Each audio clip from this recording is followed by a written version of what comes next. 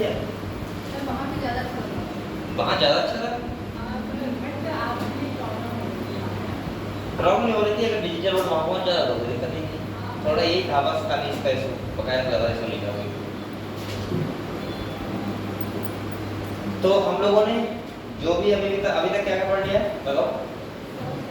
मैंने cell second and sandal में पढ़ाया था आपको, आप लोगों ने तैयार किया उसको? एक बार रिवाइज कर लो और फिर इसके बाद हम लोग जो पढ़ेंगे वो पढ़ेंगे सबसे अच्छा इम्पोर्टेंट यूनिट है प्लांट फिजियोलॉजी, और उसका हम चैप्टर पढ़ेंगे फोटोसिंथेसिस, ठीक है? क्योंकि बहुत बच्चों को लगा था वही चैप्टर स्टार्ट किया जाए, अच्छा चैप्टर है, जल्दी जाओ पानी लेके आओ, जल्दी बैठो।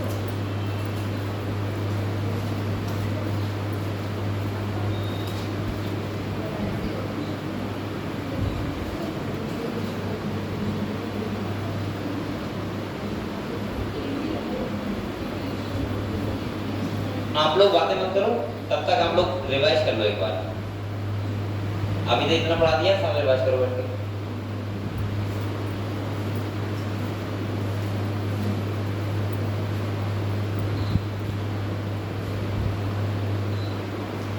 और आपके पेपर भी आ गया है।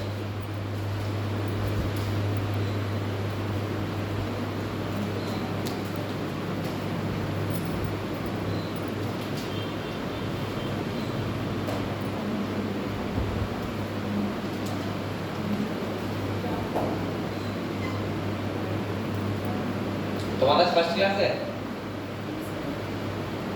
12th हो गया तुम्हारा? कहाँ से किया? अच्छा, कितना परसेंटेज था 12th में? 71। ठीक है, तो तुमने फॉर्म फिल किया कि नीट का? सही है, तो मेहनत करो इसे, ठीक है? और बकाया जितने नंबर आते हैं कोई दिक्कत नहीं, फिर से स्टार्ट कर देना स्टार्टिंग से, तो अच्छा रहेगा। तुम्हें किसने बताया? किसने बताया आपके लिए? अच्छा ठीक है, मेहनत करो, ठीक है? ठीक। आज हम लोग जो पढ़ेंगे वो पढ़ेंगे फोटोसिंथेसिस।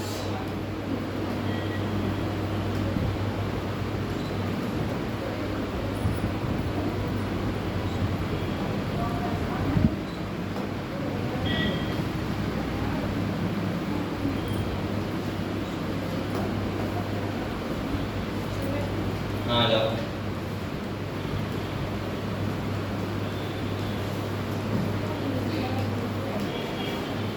तो हम लोग स्टार्ट करेंगे चैप्टर फोटोसिंथेसिस, ये तो होगा प्लांट फिजियोलॉजी का फर्स्ट चैप्टर है। और मैं आपको समझाऊंगा कि फोटोसिंथेसिस कैसे होता है। वैसे तो आपने एक रिएक्शन पढ़ा होगा जो हम लोग पढ़ते हैं ना 10th में, आपने ही पढ़ा होगा प्लांट हरे होते हैं, इस वजह से प्लांट क्या करते हैं, खाना बनाते हैं ना खुद से। लेकिन प्लांट कैसे करते हैं फोटोसिंथेसिस वो हम लोग आज डिटेल में समझेंगे। तब तक आप लोग बैठे हुए ना, कुछ पढ़ते रहो, ठीक है? क्योंकि आपके पास टाइम बहुत कम है।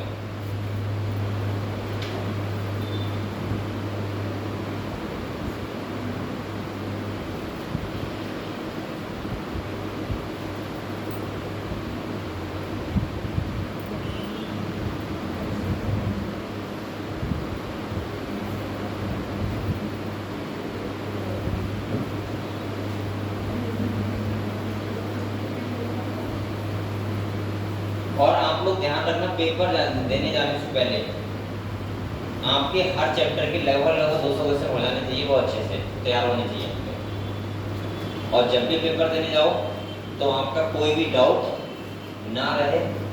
ऐसा ना हो कि आपको टॉपिक ना आता हो, तो उसको आप लोग अभी कंफर्म कर लेना, क्योंकि लगातार क्लास हो रही तो आपको पता होना चाहिए कि कौन कौन से हमारे डाउट ऐसे हैं जो अभी आपको नहीं पता है। तो वो चीज़ें आपको ध्यान रखनी है।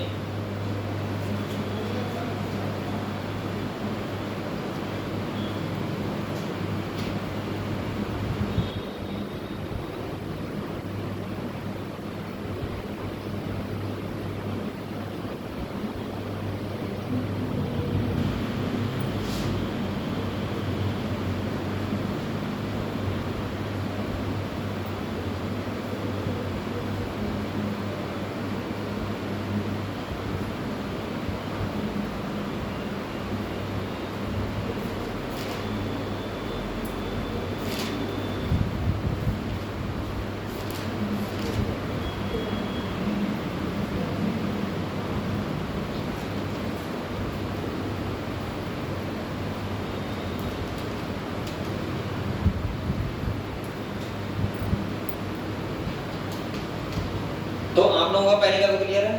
तो हम लोग थोड़ा फोटोसिंथेसिस के बारे में समझे, बताओ। मैं थोड़ा आपको बेसिक समझा रहा हूँ, फिर हम लोग किताब से समझेंगे, ठीक है? आज तो किताब भी ओपन हो जाएगी। पहले तो मैं आपको ये समझा रहा हूँ भाई, आप लोगों को पता होगा कि फोटोसिंथेसिस का मतलब होता है कि प्लांट क्या करते हैं, अपना फूड बनाते हैं सनलाइट की प्रेजेंस में। जहाँ पे प्लांट के पास क्या होना चाहिए, क्लोरोफिल होना चाहिए, सनलाइट होनी चाहिए और वाटर होना चाहिए। और मैं बोल सकता हूँ इन सब की प्रेजेंस में प्लांट क्या करते हैं, फूड बनाते हैं, यानी ग्लूकोज बनाते हैं। आपको पता है ऐसा कोई ऑर्गेनिज्म अगर कोई ग्लूकोज बना रहा है अपने आप से, तो हमें उनको क्या बोलते हैं, ऑटोट्रॉफिक।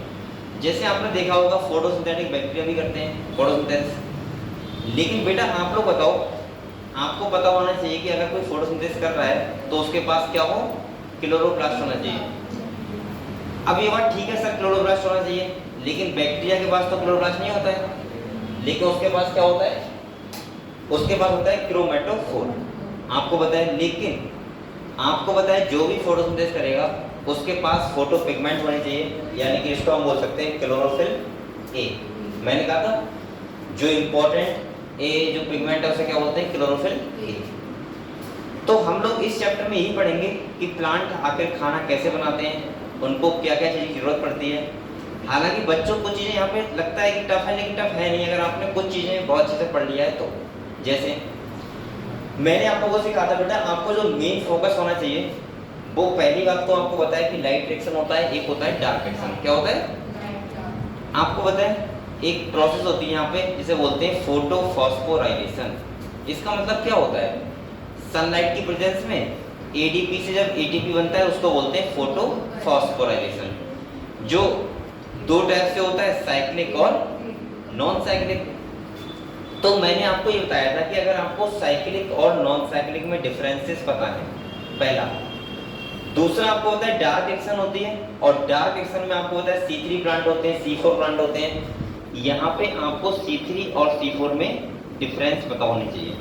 अगर आपको इतना भी पता है, और फैक्टर अफेक्टिंग जो ऐसे कौन से फैक्टर होते हैं जो फोटोसिंथेसिस को अफेक्ट करते हैं, आपको अगर उसके बारे में नॉलेज है तो मुझे लगता है कि यहाँ से क्वेश्चन गलत नहीं होगा। लेकिन फिर भी मैं आपको कुछ बातें बता रहा हूँ पहले, फिर हम लोग किताब से एक एक करके पॉइंट समझेंगे चीज़ों को। तो थोड़ा बेसिक समझा दूँ आपको क्या क्या पढ़ना है हमको, ठीक है? इसमें सबसे पहले आपको ये बताओ, अगर यहाँ पे हम बात करें तो आपको पता है एक रिएक्शन होता है, इसे बोलते हैं लाइट रिएक्शन। क्या बोलते हैं, लाइट रिएक्शन। आपको नाम से पता लग रहा है लाइट रिएक्शन है तो लाइट सनलाइट की प्रेजेंस में होगी, ये बात ठीक है बिल्कुल। यानी कि मैं इसको बोल सकता हूँ कि ये लाइट डिपेंडेंट रिएक्शन होती है, यहाँ पे सनलाइट होनी चाहिए। सही है कि अब इसका मतलब ये होता है कि डार्क रिएक्शन अंधेरे में होती है, नहीं। आप लोग कभी ऐसा मत बोलना कि लाइट रिएक्शन लाइट की प्रेजेंस में हो रही है, डार्क रिएक्शन अंधेरे में हो रही है, नहीं। डार्क रिएक्शन लाइट रिएक्शन के प्रोडक्ट पे डिपेंड करता है। जैसे मान लो लाइट रिएक्शन है, आपको पता है लाइट रिएक्शन है तो यहाँ पे क्या क्या चाहिए बेटा, देखो एक तो यहाँ पे चाहिए सनलाइट होनी चाहिए, दूसरा आपको पता है यहाँ पे क्लोरोफिल ए होना चाहिए। मैं ये लिखता हूँ इसलिए क्योंकि इंपॉर्टेंट यही है, सबसे मेन पिगमेंट है इसीलिए लिखता हूँ। एक तो सनलाइट होनी चाहिए और दूसरा क्लोरोफिल ए होना चाहिए, और तीसरा यहाँ पे वाटर होना चाहिए। मैं बोल सकता हूँ यहाँ पे वाटर होना चाहिए, पहला, दूसरा और तीसरा। अगर ये तीन चीजें हैं प्लांट के पास तो पहले तो प्लांट करेगा क्या, लाइट रिएक्शन। हमेशा ध्यान रखना विदाउट लाइट रिएक्शन के कभी भी डार्क रिएक्शन नहीं होगी। तो पहले कौन सी रिएक्शन होगी, लाइट रिएक्शन। और लाइट रिएक्शन में क्या चाहिए बेटा, एक तो सनलाइट चाहिए, दूसरा क्लोरोफिल ए चाहिए और तीसरा वाटर चाहिए। आपको पता है जब इन प्लांट इनका यूज करता है तो फोटोफॉस्फोराइलेशन करता है दो टाइप से। कितने टाइप से करता है, एक करता है साइक्लिक जिसे हम बोलते हैं और दूसरे को बोलते हैं नॉन साइक्लिक। तो मैं ऐसे बोल सकता हूँ कि यहाँ पे दो टाइप से रिएक्शन होगा, फोटोफॉस्फोराइलेशन होगा। एक को बोलते हैं साइक्लिक और दूसरे को बोलते हैं नॉन साइक्लिक। मैंने आपको ये बताया था कि आपको साइक्लिक और नॉन साइक्लिक में डिफरेंस अगर पता है तब भी यहाँ से काम चल जाएगा। और हमेशा यहाँ पे अभी तक जो क्वेश्चन पूछा गया है वो यही पूछा गया है कि साइक्लिक के बारे में या फिर नॉन साइक्लिक के बारे में। आप लोगों को बेटा पता होगा साइक्लिक और नॉन साइक्लिक से प्लांट क्या करते हैं, ये बनाते हैं एटीपी और NADPH। सही है,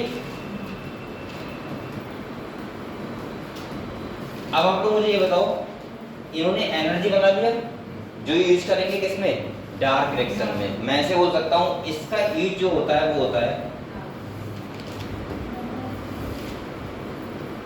डार्क रिएक्शन में। और बेटा आपको पता होगा यहाँ वाटर की स्प्लिटिंग होती है तो ऑक्सीजन क्या होता है, एटमॉस्फेयर में आता है, और जो हम लोग यूज करते हैं ऑक्सीजन वो एक वाला होता है। एक बात आप लोग और ध्यान रखना, बच्चे बहुत लोग समझते हैं कि हम लोग ऑक्सीजन लेते हैं CO2 रिलीज करते हैं, सही, ये बात ठीक है, प्लांट CO2 लेते हैं ऑक्सीजन रिलीज करते हैं, लेकिन आप लोग कभी ये मत बोलना प्लांट का O2 वो वाला होता है जो CO2 वाला होता है, नहीं। प्लांट CO2 लेते हैं ग्लूकोज बनाने के लिए और ऑक्सीजन रिलीज करते हैं लाइट रिएक्शन वाला। वहां पे O2 CO2 का जैसे हमारे अंदर संबंध है, वहां पे संबंध नहीं है प्लांट के पास। ध्यान रखना, प्लांट भी जो रेस्पिरेशन करते हैं उसमें ऑक्सीजन लेते हैं और CO2 रिलीज करते हैं। प्लांट ये फोटोसिंथेसिस में करते हैं कि CO2 लेते हैं और ऑक्सीजन किसमें करते हैं, फोटोसिंथेसिस में। और हम लोग ऑक्सीजन लेना CO2 छोड़ना किसमें करते हैं, रेस्पिरेशन में। तो दोनों में बहुत बड़ा डिफरेंस है। हम लोग रेस्पिरेशन में काम कर रहे हैं और प्लांट किसमें कर रहे हैं, फोटोसिंथेसिस में, ये बात ध्यान रखना। अब आप लोग सुनो, ये जो ऑक्सीजन ये वाला ये तो मिल जाता है हम लोगों को, सही है, और प्लांट ने क्या मान लिया ATP और NADPH। अब इसका यूज कहाँ करेगा प्लांट, डार्क रिएक्शन में।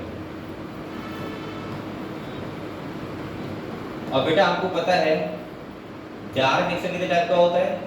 अब डार्क रिएक्शन का मतलब होता है सिंपल सा, यहाँ प्लांट CO2 यूज करेगा, क्या करेगा, यूज करेगा, और प्लांट क्या बनाएगा, ग्लूकोज, क्या बनाएगा। तो अब बनेगा जो प्लांट हम लोग पढ़ते हैं C6H12O6। यहाँ से 3 टाइप के प्लांट होते हैं। देखो 3 टाइप का साइकिल, बेसिकली 2 टाइप का होता है, हम जो पढ़े आपके सिलेबस में, वो एक तो है कैल्विन साइकिल और एक है हैच एंड सिलेक्ट पाथवे। यानी कि एक को बोलते हैं C3 साइकिल और एक को बोलते हैं C4 साइकिल, लेकिन एक और साइकिल होता है इसे बोलते हैं कैम साइकिल, सही है। तो ये जो ग्लूकोज का फॉर्मेशन है, डार्क रिएक्शन होता है, वो 3 टाइप से हो सकता है प्लांट के अंदर। कितने टाइप से, 3 टाइप से। पहला हो सकता है बेटा जिसे बोलते हैं C3 साइकिल, क्या बोलते हैं, दूसरे को हम बोल सकते हैं C4 साइकिल, एक हो सकता है कैम साइकिल। आपको पता होगा बेटा इसको हम लोग बोलते हैं दूसरे नाम से कैल्विन साइकिल, क्या बोलते हैं। एक क्रेब साइकिल होता है, वो रेस्पिरेशन होता है, यहाँ नहीं होता है, ठीक है, ध्यान रखना। को इसको बोलते हैं हैच एंड सिलेक्ट पाथवे।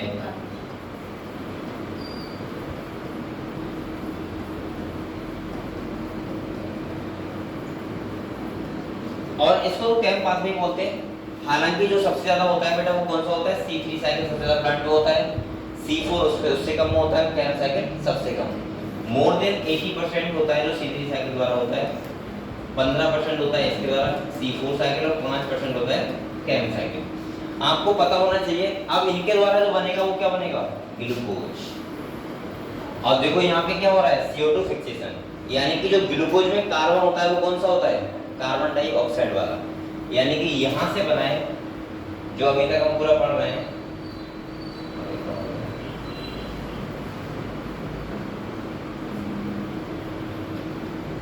यहाँ से बनता है क्या, ग्लूकोज। आपको ये भी पता होना चाहिए कि जो लाइट रिएक्शन होता है वो कहाँ होता है, बताओ। ये होता है थायलिक वाइड में,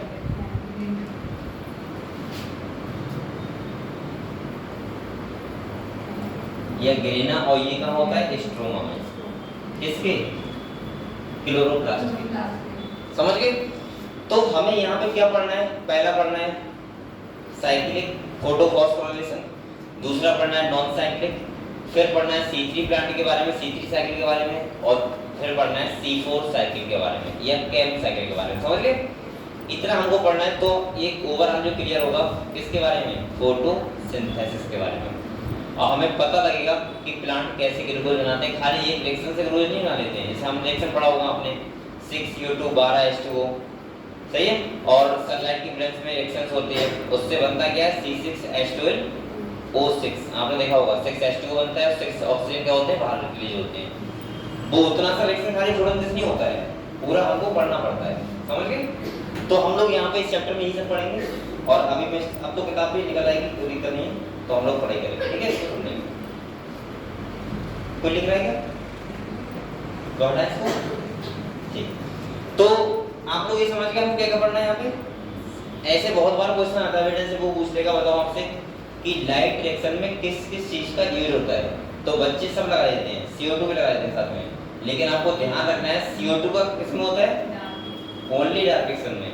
और अगर हम बात करें सनलाइट, क्लोरोफिल और वाटर, इनका यूज कहाँ होता है, लाइट रिएक्शन में। लाइट रिएक्शन क्या होता है, एनर्जी बनाने के लिए। एनर्जी जब बनती है तो इसका मतलब फिर क्या होती है, डार्क रिएक्शन। जब तक लाइट रिएक्शन नहीं होगी तब तक डार्क रिएक्शन नहीं होगी। ये बात बिल्कुल ठीक है कि लाइट रिएक्शन किससे डिपेंडेंट है, लाइट डिपेंडेंट है, लेकिन डार्क रिएक्शन लाइट डिपेंडेंट नहीं है, लेकिन लाइट की प्रोडक्ट के पे डिपेंड करती है, कौन, डार्क रिएक्शन, समझ गए। ऐसा हो सकता है कि प्लांट ने थोड़ी देर लाइट रिएक्शन की, उसके बाद अगर ATP चाहिए उतने बन गए, तो उसके बाद वहां पे क्या स्टार्ट हो जाएगा, डार्क रिएक्शन, ठीक है। तो अब हम लोग पढ़ेंगे करके पढ़ समझेंगे साइक्लिक और नॉन साइक्लिक। तो कुछ चीजें मैं बता रहा हूँ आपको, पहले हम लोग थोड़ा बेसिक पढ़ लेते हैं, जो चैप्टर में है स्टार्टिंग में वो समझते हैं, ठीक है। कोई लिख रहा है क्या, बताओ, लिख लिया, चलो।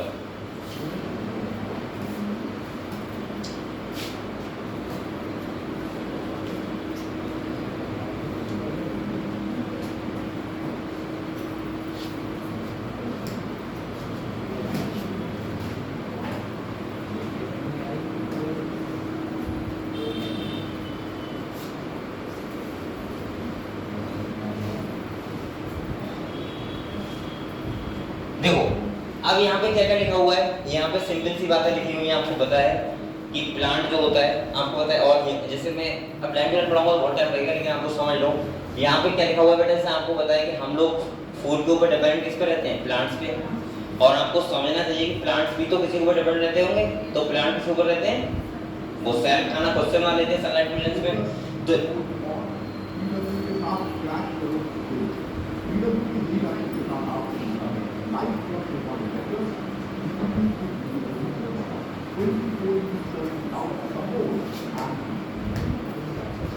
और प्लांट क्या करते हैं, फोटोसिंथेसिस करते हैं, अपना खाना खुद से बनाते हैं। अच्छा, इसका मतलब ये हुआ कि सनलाइट अगर ना हो तो आप लोग बताओ क्या कोई भी एनिमल यहाँ सर्वाइव कर पाएगा, ओनली किसके अलावा, एक है कीमोसिंथेटिक जो एनिमल होते हैं वो सर्वाइव यहाँ पे कर सकते हैं, बकाया कोई सर्वाइव नहीं करेगा, ठीक है। क्योंकि आपने एक पढ़ा होगा इकोसिस्टम, जो मैंने बताया था, वहां बताया था कि विदाउट सनलाइट के एक ही है खाली, वो कौन सा है, हाइड्रोथर्मल, यानी कि जहाँ पे कीमोसिंथेटिक चीजें होती हैं। अगले कह रहा है बेटा, ग्रीन प्लांट जो होते हैं वो क्या करते हैं, अपना खाना बनाते हैं खुद से, किसकी प्रेजेंस में, सनलाइट की प्रेजेंस में। ये काम कहाँ पे होता है, तो होता है क्लोरोप्लास्ट के अंदर। अगले आपको ये सब पता ही है, इसका मतलब ये हुआ कि धरती पे जो भी है डायरेक्टली या इनडायरेक्टली वो डिपेंड किस पे है, प्लांट पे, और प्लांट डिपेंड किस पे, सनलाइट पे। इसका मतलब है कि कहीं ना कहीं जो ओवरऑल एनर्जी का मेन सोर्स है वो कौन है, सनलाइट। समझ में आया, सनलाइट अगर देखो सनलाइट नहीं होगी तो आपको पता है फोटोसिंथेसिस नहीं होगा, यानी कि प्लांट खाना नहीं बना पाएंगे। और बेटा अगर प्लांट खाना नहीं बनाएंगे तो इसका मतलब ये है कि जो प्लांट को खाते हैं वो सर्वाइव नहीं कर पाएंगे। अगर आप लोग ये सोच रहे हो कि सर कोई बात नहीं, खाना नहीं बनता है, प्लांट नहीं बनाएंगे, हम चिकन खा लेंगे, लेकिन चिकन भी तो कुछ खाएगा, वो भी तो खाता होगा ना। तो इसीलिए मैं कह रहा हूँ कि डायरेक्टली या इनडायरेक्टली सब कुछ डिपेंडेंट किस पे, प्लांट पे, और प्लांट किस पे डिपेंडेंट है, सनलाइट पे, ठीक है। चलो आगे बढ़ते हैं। अब ये कह रहा है व्हाट डू वी नो, क्या हम जानते हैं, तो यहाँ पे ये लिखा हुआ है। अब आप लोग सोचो एक बात, कुछ एक्सपेरिमेंट हुए, आपको क्या लग रहा है, अगर स्टार्टिंग में साइंटिस्ट ने देखा होगा कि प्लांट है जिन्हें खाली पानी लगाना पड़ रहा है और उसके अलावा प्लांटों को सर्वाइव करते इतने बड़े बड़े जाते हैं, ना तो खाना मतलब ना तो खाना देना पड़ रहा है एनिमल की तरह, तो तुम्हारे माइंड में सबसे पहले क्या आएगा बताओ, तुम्हारे माइंड में आएगा हो सकता है कि प्लांट मिट्टी से न्यूट्रिशन लेते हो। और सेम बात साइंटिस्ट के मन में आई थी स्टार्टिंग में कि प्लांट किससे खाना लेते हैं, मिट्टी से। जो पहले साइंटिस्ट थे सबसे पहले उन्होंने यही कहा था कि जो प्लांट किससे खाना लेते हैं, मिट्टी से। उसके बाद पता लगा कि भाई ये बात ठीक है, मिट्टी से लेते हैं, लेकिन भाई प्लांट को खाना बनाने के लिए किसकी रिक्वायरमेंट होती है? सनलाइट की। मिट्टी होना चाहिए लेकिन साथ में क्या होना चाहिए? सनलाइट। तो मैं ये करके आपको एक्सपेरिमेंट के बारे में बता रहा हूँ, कौन कौन से साइंटिस्ट आए, उन्होंने क्या क्या एक्सपेरिमेंट किए, वो हम समझते हैं, ठीक है। जैसे पहला बेटा था, यहाँ देखो, ये बहुत इंपॉर्टेंट है, आपसे वो पूछ लेगा। यहाँ पे आपको ये ध्यान रखना है कि साइंटिस्ट ने फोटोसिंथेसिस के लिए किस किस चीज की जरूरत पड़ती है, वो कैसे पता लगाया। तो एक करके देखिए, सबसे पहले बेटा यहाँ से पता लगा था CO2 के बारे में। किसके बारे में? और आप लोग भी ऐसे लेबलिंग करते रहना 1 2 3, ठीक है। पहला किसके बारे में पता लगाया? CO2। कैसे पता लगाया? देखो, साइंटिस्ट ने एक लीफ ली, और वो लीफ कैसी थी? वेरीगेटेड लीफ थी, यानी कि जहां पे क्या है, मतलब स्पॉट थे। स्पॉट का मतलब होता है कहीं ग्रीन पार्ट था और कहीं पे नहीं था। बेटा इसके बाद यहाँ से उन्होंने क्या पता लगाया था? नहीं, स्टार्च का फॉर्मेशन से पता लगाया था। CO2 का उससे लगाया था, QoS से, जब उनको उसको डिटेक्ट किया था। यहाँ देखो, इन्होंने स्पॉट वाली लीफ ले ली, सही है, इसे बोलते हैं वेरीगेटेड लीफ। इन्होंने देखा कि जहां पे येलो पार्ट है, यानी ग्रीन नहीं है, तो वहां पे स्टार्च नहीं है, और जहां पे ग्रीन पार्ट है वहां पे क्या है? स्टार्च। इससे पता लगा साइंटिस्ट को कि लीफ का ग्रीन होना अगर होगी तो वहां फोटोसिंथेसिस होगी, और ग्रीन नहीं होगी तो फोटोसिंथेसिस नहीं होगी। अब तो आपको पता है ग्रीन होना क्यों जरूरी था, क्योंकि क्लोरोफिल होना चाहिए। क्या होना चाहिए? क्लोरोफिल। तो यहाँ देखो ये लिखा है, इनने वेरीगेटेड लीफ ली और कह रहा है partially covered with black pepper से कवर कर दो। वेरीगेटेड का मतलब होता है जहां पे धब्बे हो, येलो ग्रीन के। अगले कह रहे हैं on testing this leaf for the presence of starch it was clear that photosynthesis occurred only in the green part of the leaf। इससे पता लगा था। अब आपसे अगर पूछा जाए, बताओ कि साइंटिस्ट ने वेरीगेटेड लीफ ली थी तो उससे क्या पता लगा था, तो आप क्या बताओगे? कि लीफ का ग्रीन होना तो स्टार्च होगा, यानी फोटोसिंथेसिस होगा, और ग्रीन नहीं है तो फोटोसिंथेसिस नहीं होगा। इससे हमें ये पता लगा था कि प्लांट कैसा होना चाहिए? ग्रीन होना चाहिए। चलो अगले आते हैं। दूसरा बेटा इन्होंने एक्सपेरिमेंट किया था, ये वाला। हाँ,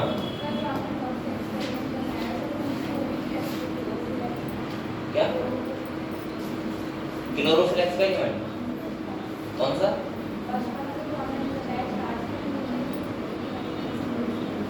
बोल सकते हैं, उस टाइम पे क्लोरोफिल का नाम इतना नहीं पता लगा था। उन्होंने खाली इतना कहा था कि ग्रीन पार्ट प्लांट का होना चाहिए, ठीक है। क्लोरोफिल का नाम भी नहीं दिया यहाँ पे, सही है। दूसरा बेटा यहाँ पे इन्होंने बताया था, सुनो, दूसरा यहाँ पे बताया था कि फोटोसिंथेसिस के लिए क्या होना चाहिए? CO2। क्या होना चाहिए? इन्होंने यहाँ पे क्या किया? एक लीफ लिया और इसको डुबो दिया किसमें? KOH, potassium hydra oxide. ये पता क्या करता है? CO2 को सोख कर लेता है। और आप लोग बताओ, अगर CO2 को सोख कर लेगा तो यहाँ क्या फोटोसिंथेसिस होगा? बताओ, नहीं होगा ना। और यहाँ नहीं होगा, इसका मतलब इन्हें पता लगा कि प्लांट को फोटोसिंथेसिस के लिए किसकी क्या होना चाहिए?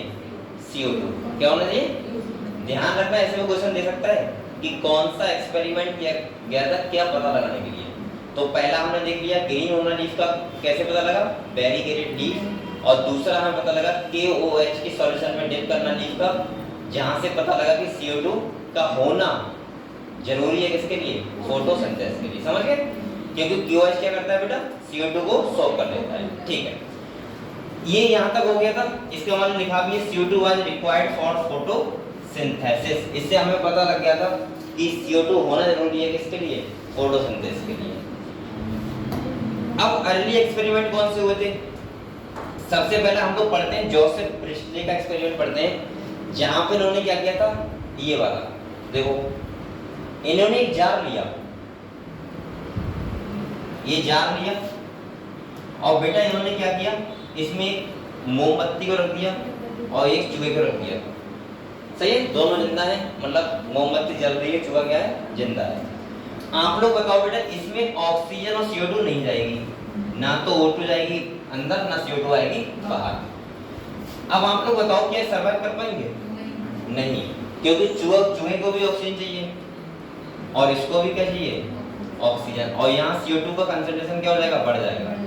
तो इसका मतलब आपने देखा चूहा भी मर गया और मोमबत्ती, हाँ मोमबत्ती भी क्या हो गई, बुझ गई। मैं कहने वाला था धूपबत्ती, ठीक है, तो मोमबत्ती भी क्या हो गई, बुझ गई। अगले इन्होंने क्या किया, एक प्लांट ले लिया, और ये कौन सा प्लांट है, मिंट प्लांट है। इन्होंने जब प्लांट लिया तो इन्होंने देखा कि यहाँ पता है क्या किया। अब आप लोग बताओ ये सर्वाइव कर जाएंगे नहीं कर जाएंगे, कर जाएंगे, क्योंकि आपको बताइए इसको CO2 चाहिए और इनको क्या चाहिए, ऑक्सीजन। जो ऑक्सीजन कौन देगा, प्लांट देगा, और CO2 प्लांट क्या करेगा, एब्जॉर्ब कर लेगा, और ये लास्ट में क्या कर गए, सर्वाइव कर गए। हालांकि इन साइंटिस्ट को ये नहीं पता था कि प्लांट कर क्या रहा है उस टाइम पे। इनने खाली इतना बताया कि प्रिस्टले ने इस टाइम पे कि जो प्लांट होता है वो हमारी गंदी एयर होती है, जो कैसी है, गंदी एयर होती है, उसको क्या करता है, साफ करता है, प्योर करता है। बाद में इन्होंने क्या किया, ऑक्सीजन की डिस्कवरी की, और इसके लिए इन्हें नोबेल पुरस्कार भी, प्राइज भी मिला। तो कहीं ना कहीं यहाँ पे इन्होंने ये बताया कि फोटोसिंथेसिस के लिए, यानी कि जो एटमॉस्फेयर उसको प्योर रखने के लिए किसकी जरूरत पड़ती है, प्लांट्स की। और हमें पता लग गया अब वो कैसे रहेंगे, वो CO2 को ऑब्जर्व करेंगे, और हमें CO2 क्या होती है, हार्मफुल होती है, हमें क्या चाहिए होती है, ऑक्सीजन। ऑक्सीजन हमें कौन देते हैं, प्लांट्स। समझ गए।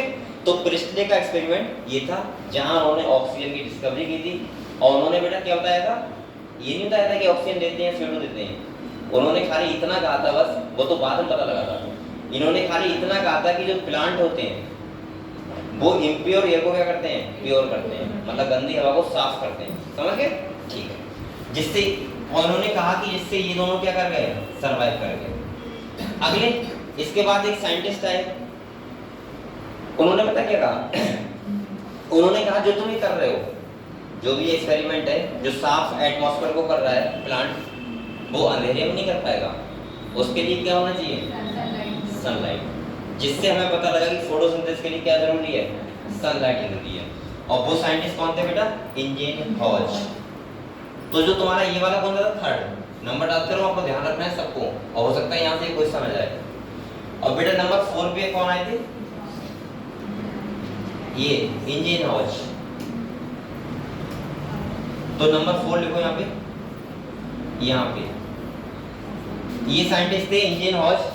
इन्होंने 1730 से 1799 ये थे यहाँ पे। वो कह रहे सनलाइट इज एसेंशियल, लिखा है, for the plant process that somehow purify the air fault by burning candles और ब्रीथिंग एनिमल्स। तो इन्होंने ये कहा था जो सेटअप है किसका, प्रिस्टले का, ये काम कब करेगा, सनलाइट में। अगर वो कमरे में कर रख लोगे तो वो काम नहीं करेगा। इससे हमें पता लग गया था कि प्लांट जो फोटोसिंथेसिस करते हैं वो कहाँ करते हैं, सनलाइट में। यानी कि देखो हमें क्या पता लग गया, पहला प्लांट का ग्रीन होना, यानी ग्रीन होगा तब करेगा फोटोसिंथेसिस। दूसरा पता लगा CO2 होना चाहिए। तीसरा पता लगा, कहीं ना कहीं पता लग ही गया कि ऑक्सीजन और CO2 का मामला है कुछ ना कुछ यहाँ पे।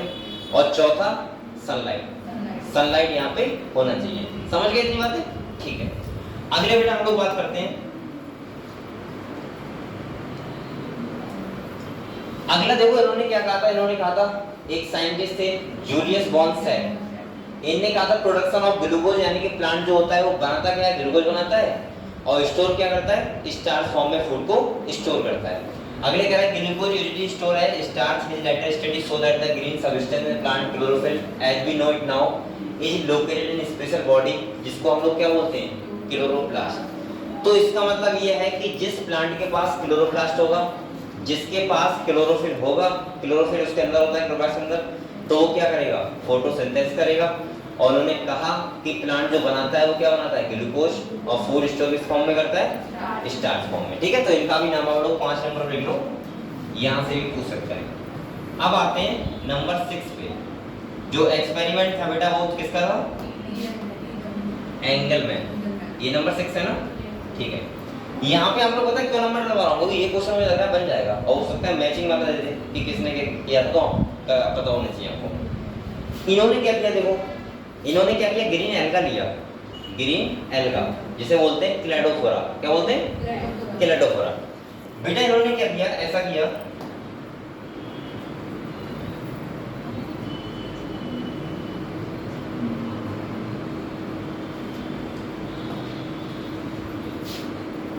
यहाँ देखो इन्होंने ग्रीन एल्गा लिया, ये क्या है, क्लेडोफोरा है, ठीक है।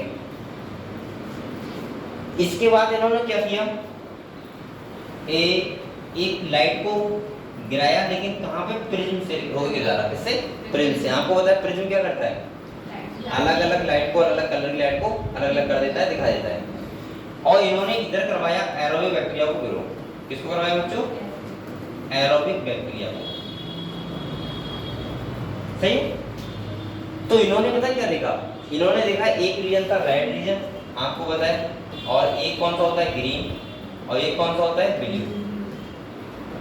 इन्होंने देखा जो एरोबिक बैक्टीरिया ग्रो कर रहे हैं वो रेड रीजन में ज्यादा कर रहे हैं, और कौन से में कर रहे हैं, ब्लू वाले में, और ग्रीन वाले में क्या कर रहे हैं, सबसे कम। समझ गए। इससे हमें पता लगा कि फोटोसिंथेसिस के लिए जो लाइट होना चाहिए वो कौन सी कलर की होनी चाहिए, रेड और ब्लू, और ग्रीन लाइट में फोटोसिंथेसिस से कम होती है। समझ गए। ये किसने बताया था, एंगलमैन ने, और उन्होंने किस पे एक्सपेरिमेंट किया, तो क्लेडोफोरा पे, ठीक है। और इससे हमें पता लग गया, क्योंकि आपको पता है बेटा ऑक्सीजन सबसे ज्यादा कहाँ बन रही होगी, ऑक्सीजन सबसे ज्यादा कहाँ बनेगी, जहाँ फोटोसिंथेसिस ज्यादा होगी, और फोटोसिंथेसिस वहाँ ज्यादा होगी जहाँ पे सबसे ज्यादा लाइट को एब्जॉर्ब किया जाएगा। और इसका मतलब हमें पता लगा लाइट एब्जॉर्प्शन सबसे ज्यादा होता है, वो किसका होता है, ब्लू और रेड। और अगर आपसे पूछे कोई रेड और ब्लू दोनों में किसका होता है, तो रेड वाला, ठीक है। और ग्रीन लाइट में किसका होता है, मिनिमम। आप लोग को बताओ, आपको जो फिजिक्स में पता ही होगा कि हमें जो कलर दिखता है वो कैसे दिखता है, जैसे मुझे ये रेड दिख रहा है, क्यों दिख रहा है, बताओ तो। जैसे मुझे प्लांट ग्रीन दिखते हैं, वो ग्रीन क्यों दिखते हैं, अब ये मत करना क्लोरोफिल से, मुझे पता है क्लोरोफिल, लेकिन कलर तो ग्रीन है ना, वो ग्रीन कलर क्यों दिखता है, मुझे ये कह रहा हूँ, क्योंकि वो लाइट एब्जॉर्ब नहीं होती है, वो रिफ्लेक्ट होती है, हमारे आंखों में आके पड़ती है, समझ गए, इसीलिए वो कलर दिखता है। अगर कह दो हमें प्लांट ग्रीन दिख रहा है, इसका मतलब ये है कि ग्रीन लाइट में कभी भी प्लांट फोटोसिंथेसिस नहीं करेगा, वो लाइट एब्जॉर्ब ही नहीं हो रही है प्लांट द्वारा। एब्जॉर्ब कौन सी होती है, रेड और ब्लू, समझ गए। तो हम वो बात करेंगे पीएआर, अभी बताऊंगा आपको क्या होता है, बाद में बात करेंगे, थोड़ी पहले एक्सपेरिमेंट के बारे में बात कर लें। चलो, तो आप लोग बेटा इनका समझ गए क्लेडोफोरा का। यहाँ से क्या पता लगा था कि प्लांट के लिए क्या होना चाहिए, प्लांट कौन सी लाइट में मैक्सिमम फोटोसिंथेसिस करता है, ब्लू और रेड। अगले देखो, अब ये समझते हैं ये क्या है।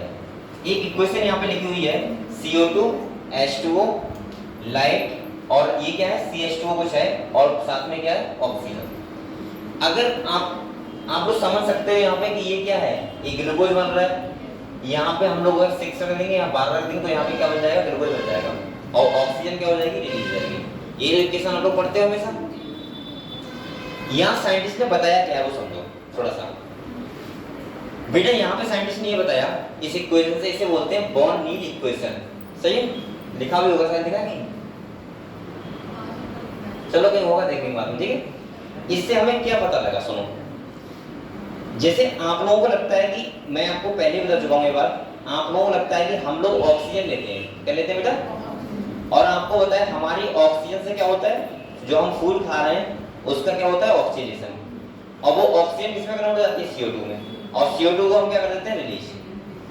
लेकिन प्लांट के केस में ऐसा नहीं होता है, प्लांट भी रेस्पिरेशन में क्या लेते हैं, ऑक्सीजन और CO2 रिलीज करते हैं, क्योंकि जैसे हम करते हैं वैसे प्लांट करेंगे, क्या दिक्कत है उसमें। इन्होंने ये बताया कि जो प्लांट हमारे लिए ऑक्सीजन देते हैं वो CO2 वाला नहीं है, वो कौन सा है, वाटर वाला, यानी कि वाटर की स्प्लिटिंग से जो ऑक्सीजन बनता है वो हमें मिलता है, और जो प्लांट CO2 का यूज करते हैं वो किससे करते हैं, ग्लूकोज बनाने में, यानी कि जो C6H12O6 जो ग्लूकोज का फॉर्मूला है उसमें जो कार्बन है वो कौन सा वाला है, CO2 वाला, समझ गए। और जो हमारे पास ऑक्सीजन आ रहा है वो CO2 वाला नहीं आ रहा है, वो वाटर वाला आ रहा है। इस इक्वेशन से हमें ये पता लगा था। कैसे पता लगा था, देखो बेटा, इन्होंने क्या किया, इन्होंने ग्रीन सल्फर बैक्टीरिया दिए, के लिए बैक्टीरिया, ग्रीन सल्फर बैक्टीरिया। आपको पता है बेटा यहाँ पे इन्हें ऑक्सीजन, वो यानी कि मैं बोल सकता हूँ यहाँ पे ये देखो, हाँ इन्हें वाटर नहीं चाहिए, क्या नहीं चाहिए, वाटर। तो आप लोग बताओ यहाँ पे क्या ऑक्सीजन बना? नहीं समझ में आया? देखो ये CO2 वाला है, देखो यहाँ ग्लूकोज बनेगा। आप लोग नंबर लिख लो ऐसे 6 वो 12 H2O 6 CO2 ऐसे देखो। और बेटा यहाँ देखो वाटर नहीं है तो यहाँ पे क्या ऑक्सीजन बना? नहीं। समझ गए? यहाँ A के जगह उन्होंने क्या लिया था? सल्फर। क्या लिया था? सल्फर। इसका मतलब ये है, इसका मतलब ये है कि अगर CO2 है तो ग्लूकोज बनेगा और अगर वाटर नहीं है तो वहां पे ऑक्सीजन नहीं बनेगा, यानी कि ऑक्सीजन रिलीज नहीं करेगा। समझ गए? तो यहां से ऐसे पता लगा था, यहाँ पे आप देख सकते हो ये वाला जहां लिखा है 6CO2, आप लोग जो रिएक्शन पढ़ते हो ये वाली पढ़ते हो, 6CO2 12 H2O C6H12O6 और 6 H2O 6 O2। अब बेटा यहाँ पे देखो आप लोग, यहाँ देखो CO2 का यूज कहाँ हुआ है? ग्लूकोज बनाने में। और जो H2O वाला है वो क्या है? ऑक्सीजन। समझ गए? इसीलिए इसको हम लोग बोलते हैं ऑक्सीडेशन रिडक्शन। यहाँ पे CO2 का क्या हुआ है बताओ ना? Oxidation reduction. तो केमिस्ट्री पढ़ रहे हैं आप लोग। यहाँ पे CO2 का क्या हुआ है? Oxidation reduction. और यहाँ पे वाटर का क्या हुआ है? एक करके बताओ, मिनट में ना मत। तुम चलो एक तुम बताओ पहले।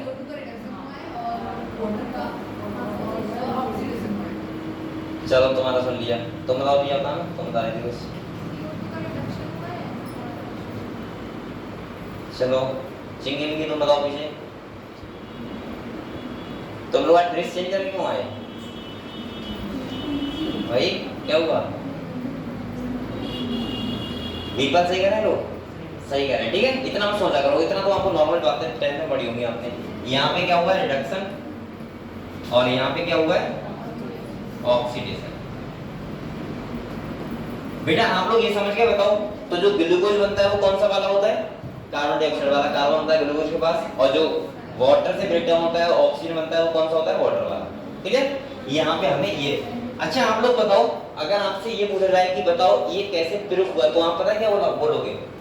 Using radio isotope technique. इसे जान कर लो। इन्होंने पता क्या किया था? आप लोग बताओ O का एटॉमिक मास कितना होता है? 16। और यहाँ कितना कितना लिया था हमने? 18। हाई आइसोटोप का यूज किया था। तो इन्होंने देखा था कि जो H2O वाला था वो कौन सा था? ये वाला। और ये वाला कैसा था? 16। ऐसे लिखो, लिख लो, ऐसे लिखो। लिखोगे? अगले है क्या बोलना? यहाँ पे इन्होंने क्या किया था? हाई आइसोटोपिक टेक्निक का यूज किया था। जहां पे आप लोग बताओ बेटा बच्चों क्या है? यहाँ देखो, ये ऑक्सीजन अगर 18 वाला है तो ये ऑक्सीजन कौन सा होगा बताओ? वो वाला। और ये 16 वाला कहाँ पे होगा? ग्लूकोज के पास। इससे हमें पता लग गया था कि कहीं ना कहीं कि जो CO2 और वो वाटर होता है उससे क्या बनता है? ऑक्सीजन। और जो CO2 होता है उससे क्या होता है? ग्लूकोज। चलो आगे बढ़ते हैं। अब बेटा आप लोग समझो कि कह रहा है कहाँ पे फोटोसिंथेसिस होता है, प्लेस क्या है? तो मैं जरा जनरली कहूँगा, आपको पता है? आपको पता है यहाँ पे थैलेक्वाइड होता है जो सिक्का जैसा, ये ढेर बन जाता है, इसको बोलते हैं ग्रेना। और आपको पता है जो ये बाहर होता है इसे क्या बोलते हैं? स्ट्रोमा। तो इसका मतलब ये है कि थैलेक्वाइड में अगर क्लोरोफिल है तो लाइट एक्शन कहाँ होगा? थैलेक्वाइड में होगा। और ग्रेना में क्या होगा? Dark action. ठीक है, तो इसके बारे में आपको बेसिक पता है, सब बातें बताओ बेटा। एक होता है लाइट एक्शन, एक होता है डार्क एक्शन। अच्छा ये बताओ मुझे, हाँ स्ट्रोमा होगी, वो उल्टा बोल दिया, वो कोई दिक्कत नहीं, मुझे बस स्ट्रोमा होगा, आपको बताना चाहिए। तो थायराइड में क्या होगा? लाइट एक्शन, क्योंकि वहां क्या होता है? क्लोरोफिल होता है। और स्ट्रोमा में क्या होगा? Dark action. समझ गए आप लोग? अब आपको पता ये, अच्छा ये बताओ मुझे पहले, ये जो क्लोरोफिल होता है उसका काम क्या होता है? आप बताना। क्लोरोफिल होता है, क्लोरोफिल तो बैठे रहो, सनलाइट का रूल आपको पता है, क्लोरोफिल होता है वो, उसको फोटोसिंथेसिस के लिए होता है। क्यों होना चाहिए फोटोसिंथेसिस के लिए? हरा कलर देने के लिए, क्योंकि बेटा क्लोरोफिल ही लाइट एब्जॉर्ब करता है। समझ गए आप लोग? तो जब तक क्लोरोफिल ही नहीं होगा तो लाइट एक्शन कहाँ से हो जाएगी? जब तक लाइट एब्जॉर्ब ही नहीं होगी। ठीक है, चलो तो ये तो आपको पता होगा। ठीक है, अब हम लोग बात करते हैं, ये 3 ग्राफ है, जल्दी समझ लो, यहाँ पे क्वेश्चन आ सकता है। इससे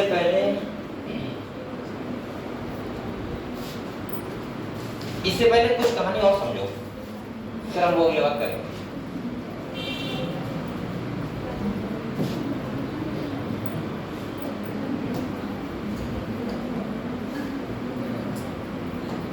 एक नाम आता है बेटा PAR, क्या आता है?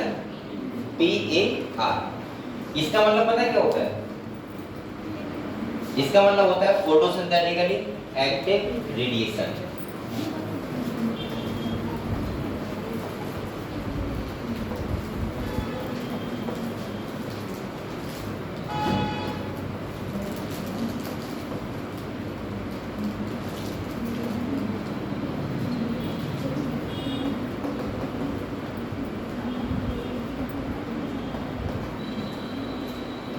देखो, आपको पता होगा कि सनलाइट से जो पूरी आपको होता है लाइट आ रही है सन से, ये अलग अलग वेवलेंथ की होती है। सुना होगा आपने, देखो ना, बताया होगा आपको। इसके कलर भी अलग अलग होते हैं। जैसे अगर हम देखें प्रिज्म के द्वारा तो आपको दिखेगा विबग्योर, जैसे बताते हैं विबग्योर, ठीक। तो यहाँ पे एक बात सुनो आप लोग बच्चों, यहाँ पे ध्यान दो थोड़ा सा। आपको पता होना चाहिए कि ग्रुप ऑफ जो फोटो पिगमेंट्स होते हैं उनको बोलते हैं फोटो सिस्टम। क्या बोलते हैं? तो हम लोग 2 टाइप का सिस्टम पढ़ते हैं, PS फर्स्ट और PS सेकंड। ये क्वेश्चन लास्ट नीट में आएगा। एक होता है PS फर्स्ट और एक होता है PS सेकंड। सही है, फोटो सिस्टम फर्स्ट और फोटो सिस्टम सेकंड। ये PS क्या है? कुछ नहीं है, आपको ध्यान रखो। जैसे मान लो मैंने 200 मॉलिक्यूल रख दिए यहाँ पे अलग अलग टाइप के पिगमेंट्स के, और वहां पे क्या होगा बताओ? लाइट एब्जॉर्ब होगी, तो वो क्या बन गया? Photo system. जैसे यहाँ 200 बच्चे पढ़ रहे हैं, तो ये मतलब एज लाइक मान लो 200 बच्चे पढ़ रहे हैं, तो यहाँ पे क्या हो गया? नीट का क्वेश्चन हो गया। अभी यहाँ पे 8 के बच्चे पढ़ने लगे तो क्या हो जाएगा? स्कूल हो जाएगा। तो डिफरेंस किसका है? खाली कि यहाँ पे कौन बैठा है। दूसरा, तो ऐसे ही PS फर्स्ट और PS सेकंड, डिफरेंस इतना है खाली, PS फर्स्ट जो होता है वो 700 nm की लाइट को ऑब्जर्व करता है, और PS सेकंड जो होता है वो कितने तक की? 680। नीट में खाली इतना पूछा था उसने कि PS फर्स्ट जो होता है वो कितने nm की लाइट को एब्जॉर्ब करता है। तो आपको पता होना चाहिए कितनी करता है बेटा। और ये अब ये क्या है? देखो, आपको पता होगा जो टोटल फोटोसिंथेसिस लाइट सनलाइट आ रही है सन से, क्या सारा का सारा प्लांट एब्जॉर्ब कर लेते हैं? नहीं, ये मात्र करते हैं 2 से 10%। आपने इकोलॉजी में पढ़ा था, कितना होता है? 2 से 10%। इसका मतलब आप लोग समझ सकते हो कि 400 से लेके और कितना बेटा? 700 nm की वेवलेंथ की लाइट को एक प्लांट क्या करते हैं? एब्जॉर्ब करते हैं। आपको पता होना चाहिए 400 से लेके बीच में आएगा एक 680। बेटा आप लोग ये बताओ मुझे, 680 तक क्या दोनों एक्टिव नहीं होंगे? होंगे ना, क्योंकि मैंने कहा है PS फर्स्ट तो 700 तक करता है ना, तो इसका मतलब ये हुआ कि यहां से लेके और यहां तक PS फर्स्ट भी एक्टिव होगा और PS सेकंड भी क्या होगा? एक्टिव। लेकिन जब 400 से हम लोग 700 में जाएंगे तो ओनली कौन सा होगा? PS first. ये बात समझ में आया? दूसरा सुनो, आपको पता होगा 400, 500, 600 और 700। इसका मतलब मैं ऐसा समझता हूं कि एक रीजन होता है वो स्टार्टिंग वाला लेवल होता है ब्लू रीजन, बीच में होता है ग्रीन, और इसके बाद होता है रेड। और बेटा जब 700 nm से ऊपर जाएगा, जैसे जैसे वेवलेंथ ज्यादा होगा 700 से, उसको बोलते हैं रेड ड्रॉप। क्या बोलते हैं? Red drop. अगर जैसे कि मान लो ये 700 से जा रहा है किधर? 900 की तरफ, तो इसको हम लोग बोलते हैं रेड ड्रॉप। ये भी नीट में क्वेश्चन आ चुका है। और इसको बोलते हैं इंफ्रा रेड रीजन। क्या बोलते हैं बच्चों? Infra red region. और मैं यहां बोल सकता हूं बेटा इसको, या हम बोल सकते हैं डिक्रीज ऑफ फोटोसिंथेसिस। अगर आपसे कोई पूछे कि बताओ रेड ड्रॉप का मतलब क्या होता है, क्या बताओगे? 700 से जब ऊपर एनएम की वेवलेंथ की लाइट होती है तो वहां क्या होती है, डिक्रीज ऑफ फोटोसिंथेसिस।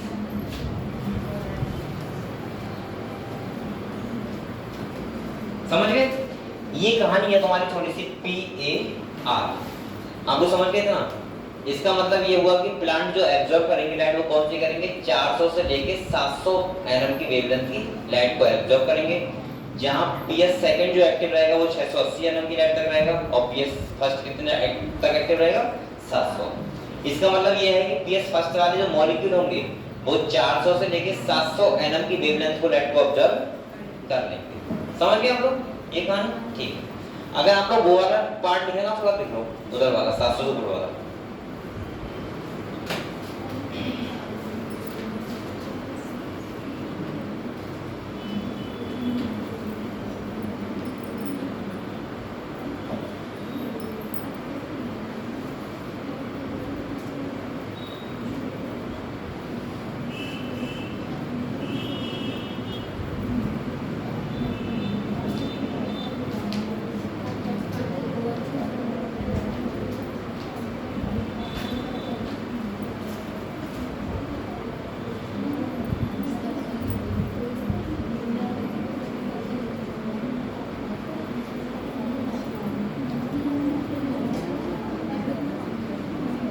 पानी है, पानी किसको कहते हैं ना, 10 मिनट दादा कैसे रहेगा?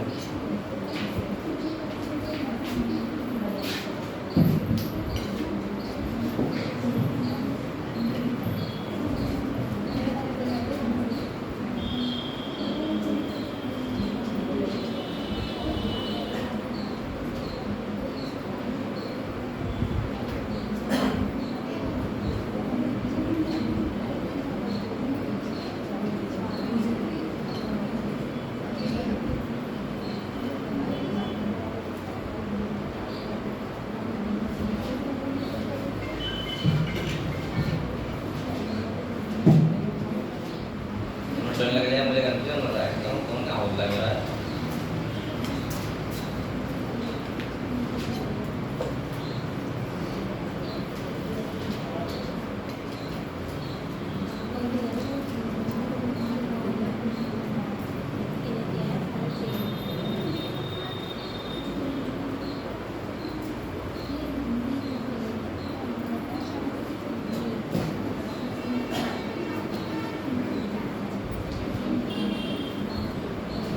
इधर समझ गया बेटा आप लोग? आपके पास कॉपी है, कॉपी बेटा लिखते रहो, ठीक है? लिखो।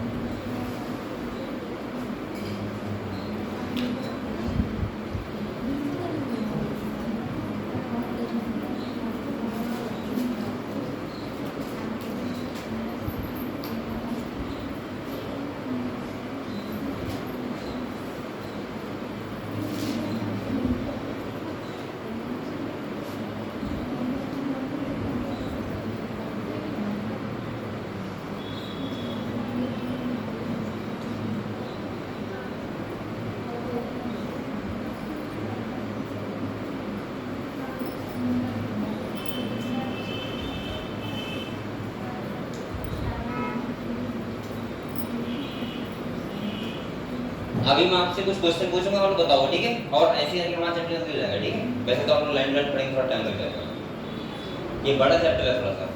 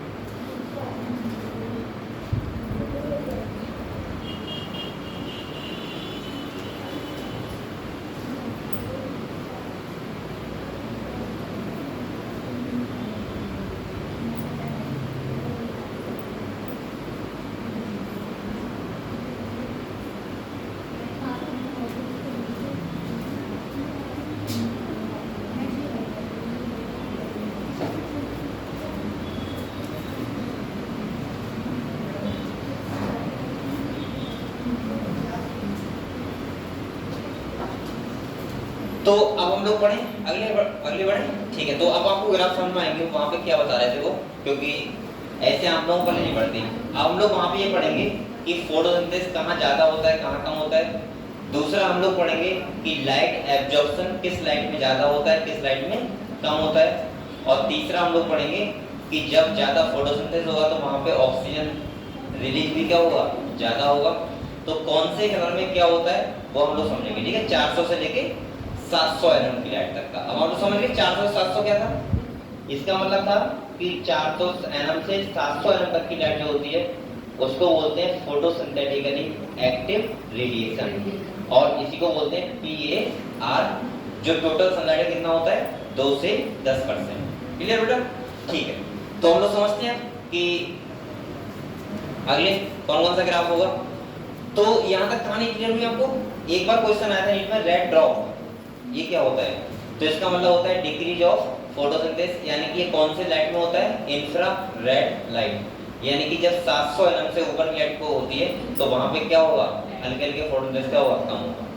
चलो अगले हम समझते हैं अब वहां पे वो वाले ग्राफ कौन से हैं।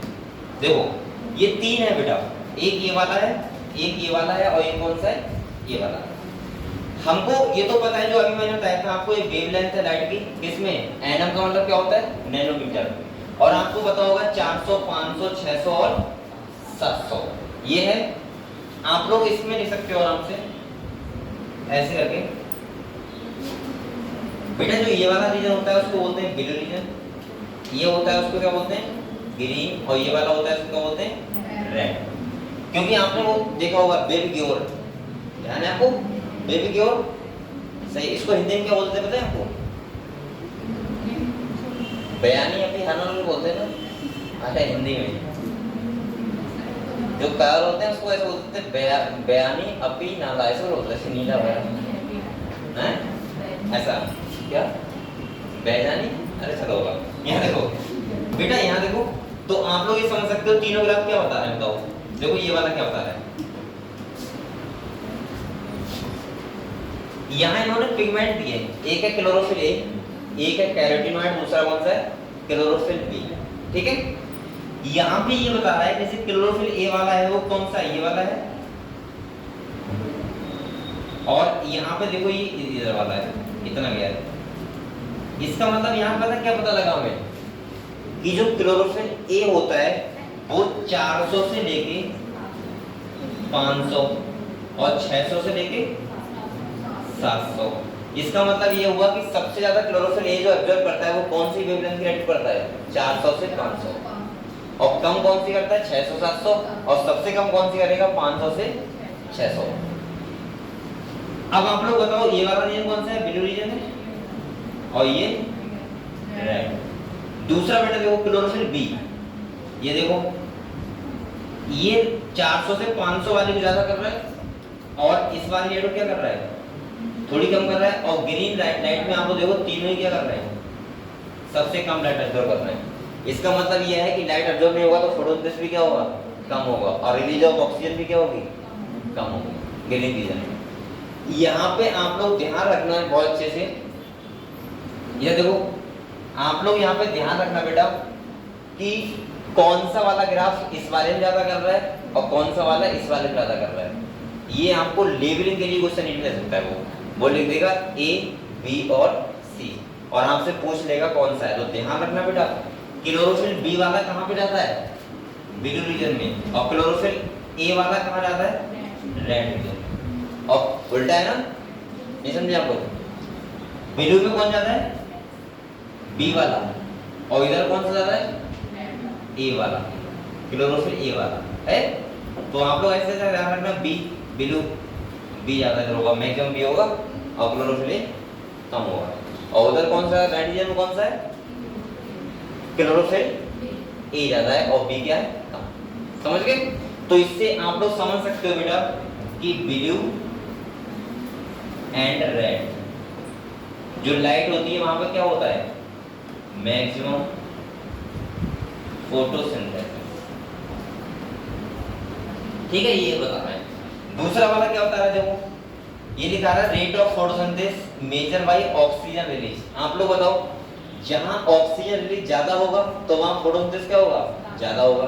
तो इसका मतलब आपको पता है ब्लू और रेड रीजन ज्यादा होता है, इसका मतलब ऑक्सीजन ग्राफ क्या कहां ज्यादा है, ब्लू और रेड, और ग्रीन वाले में क्या है, कम। तीसरा यहाँ पे दिखा रहा है रेट ऑफ फोटोसिंथेसिस और एब्जॉर्प्शन। आप लोग बताओ, जहां एब्जॉर्प्शन ज्यादा वहां फोटोसिंथेसिस ज्यादा, और जहां एब्जॉर्प्शन कम वहां फोटोसिंथेसिस कम। तो हमारा ओवरऑल जो रिजल्ट आता है वो ये आता है कि मैक्सिमम फोटोसिंथेसिस कौन से रीजन में होता है, ब्लू और रेड रीजन। तो इसका मतलब ये है कि सबसे ज्यादा ऑक्सीजन रिलीज होगा वो कौन से रीजन से, कौन से रेड से होगा, ब्लू और रेड। ठीक है, चलो तो ये वाला ग्राफ एक आता है। अब हम लोग अगले बात करते हैं, ये इसको हम लोग बोलते हैं लाइट हार्वेस्टिंग कॉम्प्लेक्स, या हम लोग समझेंगे हम पीएस फर्स्ट और पीएस सेकंड। सबसे पहले यहाँ पे मुझे ये बताओ, आप लोग थोड़ा सा यहाँ पे समझ लेते हैं चीजें। आपको पहले तो ये पता होना चाहिए यहाँ पे कि जो पूरा जो ये पूरा बना हुआ है, ये बहुत सारे क्या हैं, पिगमेंट्स हैं। क्या है, पिगमेंट्स मॉलिक्यूल्स हैं। आप लोग बताओ बेटा इसमें कौन कौन से होंगे, खाली क्लोरोफिल ए तो एक होता है, खाली कौन सा होता है बेटा, जैसे ये है, ये कौन सा है, क्लोरोफिल ए, लिखो यहाँ पे। और इसका कितना मॉलिक्यूल होता है, 1 मॉलिक्यूल। और ये कहाँ पे होता है, जहाँ रिएक्शन सेंटर होता है, सही है। और बकाया जो ये एब्जॉर्ब करके इलेक्ट्रॉन किसे देना है, यहाँ पे फाइनल, और यहाँ से कहाँ जाएगा, प्राइमरी एक्सेप्टर के पास, जो इलेक्ट्रॉन क्या करेगा, एक्सेप्ट करेगा। और हम लोग अभी पढ़ेंगे जो इलेक्ट्रॉन ट्रांसपोर्ट लिखा है, यहाँ पे पढ़ेंगे साइक्लिक और नॉन साइक्लिक, सही है। फोटो फॉस्फोरेलेशन बेटा क्या होता है वो भी समझ लो। अगर एडीपी है और साथ में इनऑर्गेनिक फॉस्फेट से अगर एटीपी बन रहा है, और किसकी प्रेजेंस में, सनलाइट में, किसकी प्रेजेंस में, तो इसको हम लोग बोलते हैं फोटो। आप लोग ऐसा करो, ऐसे लिख लो कहीं पे अच्छे से, रुको,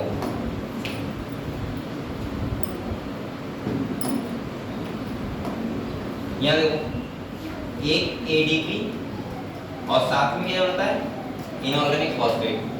ये बेटा कहाँ, इससे क्या बनता है, एटीपी, किसकी प्रेजेंस में, सनलाइट प्रेजेंस में। तो इसको क्या बोलते हैं, फोटो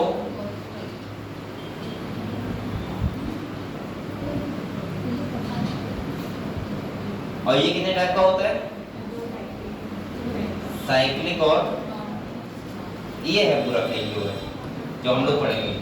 और जो हम लोग पीएस फर्स्ट और पीएस सेकंड पढ़ रहे हैं, इसका मतलब क्या है, ये वाला जहाँ पे एलएचसी लिखा है, लाइट हार्वेस्टिंग कॉम्प्लेक्स, मतलब जहाँ पे 200 से 250 मॉलिक्यूल हो किसके, फोटो पिगमेंट के, उसको हम लोग क्या बोल देंगे, पीएस, यानी पीएस फर्स्ट है। पीएस फर्स्ट और पीएस सेकंड का मतलब कुछ और नहीं है, ऐसा नहीं कि जो पहले आता है उसको बोलते हैं पीएस फर्स्ट, ये डिस्कवरी की बेस पे डिस्कवरी, पहले इसको बोल दिया पीएस फर्स्ट और बाद में उसको बोल दिया पीएस सेकंड। तो आप लोग बताओ पीएस फर्स्ट जो होता है वो कितने लाइट के लोड एब्जॉर्ब करता है, 700, और पीएस सेकंड 680। ये नीट का क्वेश्चन आता है एक बार।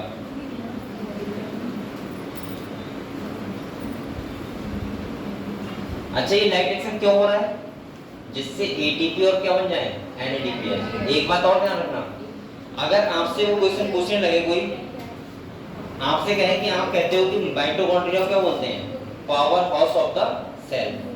अगर कोई ये कहने लगे बताओ ऐसे सेल के अंदर कितने ऑर्गेनेल्स होते हैं जिनसे एटीपी का फॉर्मेशन होता है, तो आप कितने बताओगे, 2, एक माइटोकॉन्ड्रिया, दूसरा क्लोरोप्लास्ट।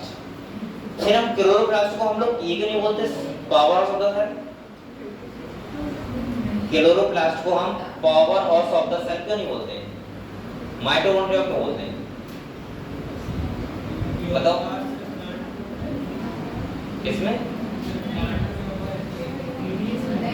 क्लोरोप्लास्ट प्लांट में तो होता है, मैं प्लांट की ही बात कर रहा हूँ। प्लांट में भी हम माइटोकॉन्ड्रिया भी बोलते हैं power of the cell, plant के पास भी तो माइटोकॉन्ड्रिया तो होगा, पावर ऑफ द सेल। तो ये बताओ क्लोरोप्लास्ट क्यों नहीं बोलते, अबे कदे ईटीएस तो होगा ही होगा, तभी तो ईटीपी बन रहा है, बताओ। और आपको पता है एनिमल केस में सही बात है कि माइटोकॉन्ड्रिया होता है, क्लोरोप्लास्ट नहीं होता है। तो एनिमल में तो सही है, माइटोकॉन्ड्रिया में बनेगा एटीपी और कहीं नहीं बनेगा। लेकिन प्लांट में 2 जगह बनता है। तो हम लोगों को वैसे कायदे बोलना चाहिए क्लोरोप्लास्ट को भी power house of the cell, लेकिन क्यों नहीं बोल सकता हूँ?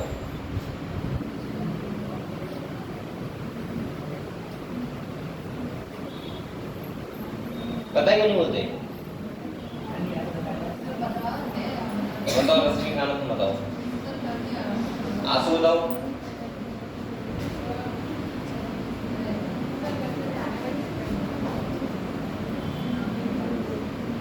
ये बच्ची मेहनत बहुत करती है। आप लोग बायोलॉजी बोवाली में पढ़ोगे, आप लोग खाली बस, लेकिन चीजें समझोती है ज्यादा अच्छा लगेगा। बायोलॉजी पढ़ते तभी मजा आता है। चलो मैं बताऊंगा आपको क्यों नहीं कहते हैं बेटा, क्योंकि इसलिए नहीं कहते क्योंकि जो क्लोरोप्लास्ट एटीपी बनाता है उसके एटीपी वहीं खर्च हो जाते हैं उसकी डार्क रिएक्शन में, लेकिन जो माइटोकॉन्ड्रिया एटीपी बनाता है वो उन्हें कौन खर्च करता है? हम लोग। जैसे मैं काम कर रहा हूँ, पढ़ा रहा हूँ, एनर्जी वेस्ट हो रही है इसमें, तो एनर्जी कहाँ से आ रही है? माइटोकॉन्ड्रिया से, वो यूज कर रहा हूँ। अगर मान लो मेरे अंदर क्लोरोप्लास्ट भी होता तो क्लोरोप्लास्ट की एटीपी हम लोग खर्च नहीं करते, वो कौन करता? उसी की डार्क रिएक्शन में खर्च हो जाते हैं। तो इसीलिए उसको हम पावर ऑफ द सेल नहीं बोल सकते। समझ गए? ये वही हिसाब हो गया। हाँ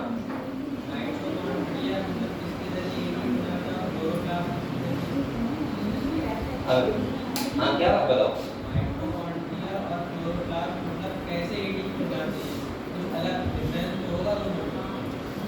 वो तो डिफरेंस है, वो तो आपको पता है कि जब हम खाना खाते हैं तो फूड का जो ऑक्सीडेशन होता है, ब्रेकडाउन होता है, उस वो कहाँ होता है? माइटोकॉन्ड्रिया में होता है। नहीं समझ में आया? माइटोकॉन्ड्रिया साइकिल द्वारा तो वो एटीपी मिलते हैं। सुन लो पहले। और जो एक क्लोरोप्लास्ट होता है वो लाइट रिएक्शन द्वारा बनाता है, लेकिन बना तो एटीपी का है। ऐसा तो नहीं बोल सकते नहीं बना है। वो बना कैसे भी रहा है, लेकिन बना तो एटीपी रहा है। लेकिन डिफरेंस कितना है बेटा कि उसके एटीपी जो क्लोरोप्लास्ट के एटीपी डार्क रिएक्शन में खर्च हो जाएंगे उसी की रिएक्शन में, और जो हम माइटोकॉन्ड्रिया वाले एटीपी वो हमें मिलते हैं, यानी कि सेलुलर नीड्स के लिए। ये वही हिसाब हो गया ना, एक परिवार है मान लिया, उसमें 4 बेटे हैं और एक बेटा अगर ऐसा कर रहा है कि वो कमा रहा है वही उड़ा रहा है, तो बताओ उसकी इनकम का कोई सोर्स लगाता है कि जोड़ते हैं घर वाले? नहीं जोड़ते। वो कहते हैं उसका तो वो अपने आप खा लेता है। क्या जोड़ना? जोड़ते किसके?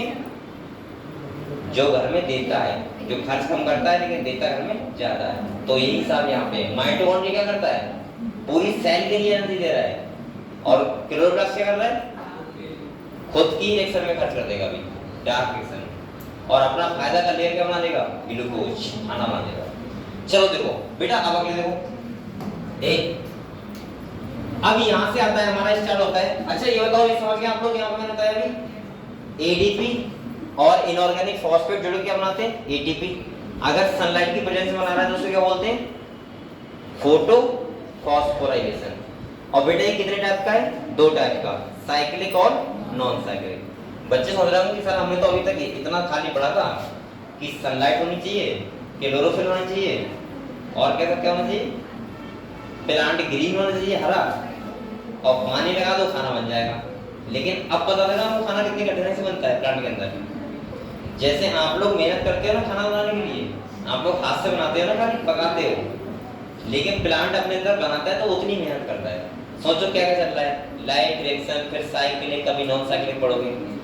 ये तो खाली उसकी ऐसे मान लो जैसे आप लोग होते हो खाना बनाते हैं तो आप लोग रुपए इकट्ठा करते हो। जैसे 100 रुपए आपको इकट्ठा करना है, सब्जी लेके आना है, आपको चावल लेके आना है, तेल लेके आना है, बना नहीं है। अभी प्लांट यही कर रहा है, यानी कि अभी प्लांट क्या कर रहा है? एनर्जी बना रहा है। किससे? सनलाइट से। समझ गए? तो देखो यहाँ पे बेटा, अब मैंने आप लोगों से ये एक बार बोली थी, ध्यान सुनो। मैंने कहा था साइक्लिक होता है और ये कौन सा होता है? Non cyclic. आप लोग कुछ भी मत करना, ये सब भूल जाना।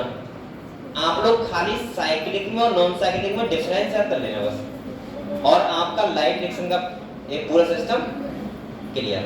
क्या क्या डिफरेंस है मैं आपको बता रहा हूँ, तभी ये पढ़ने की बात है। बेटा ये चैप्टर आराम से पढ़ो आप लोग, क्योंकि यहाँ बच्चों को थोड़ा कठिन लगता है, इससे अगले वाला भी बच्चे सोचते थोड़ा कठिन है। तो आप लोग आराम से पढ़ो, अभी 3-4 दिन हम लोग यही छोड़ो दिन से रेस्पिरेशन पढ़ेंगे, ठीक है? दोनों चैप्टर।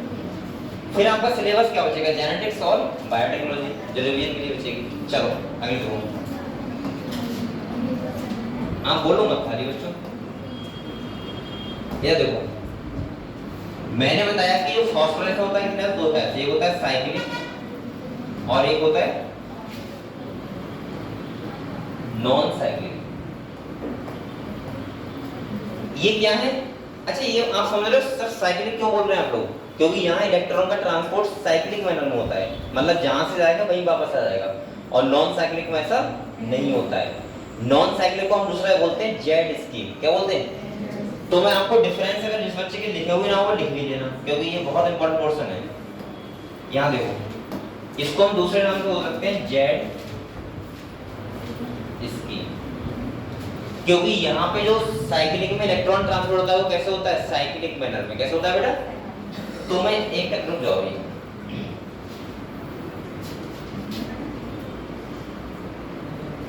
यहाँ देखो क्या क्या डिफरेंस आपको याद रखना है दोनों में। पहला डिफरेंस याद रखना है इलेक्ट्रॉन ट्रांसपोर्ट इन साइक्लिक मैनर, यानी कि साइक्लिक मैनर होगा ये काम, इसीलिए इसको बोलते हैं साइक्लिक फॉस्फोराइलेशन। और यहाँ इसको बोलते हैं हम लोग जेड स्कीम। क्या बोलते हैं बच्चों? Z scheme. ठीक है, दूसरा देखो डिफरेंस, साइक्लिक जो होता है साइक्लिक, इसमें ओनली पीएस फर्स्ट इन्वॉल्व होता है। क्या बोला मैंने? Only PS first involve. तो यहाँ पे जो होता है वो होता है ओनली पीएस फर्स्ट इन्वॉल्व। और बेटा वहां पे पीएस फर्स्ट और पीएस सेकंड दोनों होते हैं, तो मैं लिख सकता हूं यहाँ पे both PS first and PS second involve. अगर आपने डिफरेंस याद कर लिए तो आपका नीट में क्वेश्चन नहीं छूटेगा, ये मैं 100% आपको बता रहा हूं। अगला देखो, तीसरा डिफरेंस देखो बेटा, आप लोग बताओ यहाँ प्राइमरी इलेक्ट्रॉन एक्सेप्टर कौन होता है? पता है आपको? फेरिडोक्सिन। कौन होता है? फेरिडोक्सिन। तो यहाँ पूछ जाता है कि बताओ प्राइमरी इलेक्ट्रॉन एक्सेप्टर, जो हमने अभी देखा था, जो एक क्लोरोफिल ए से इलेक्ट्रॉन जाएगा तो वहां लिखा था इलेक्ट्रॉन एक्सेप्टर। तो वही बात कर रहा हूँ, प्राइमरी इलेक्ट्रॉन एक्सेप्टर कौन होगा यहाँ पे? एफडी लिख देते हैं शॉर्ट में, और वैसे होता है फेरिडोक्सिन।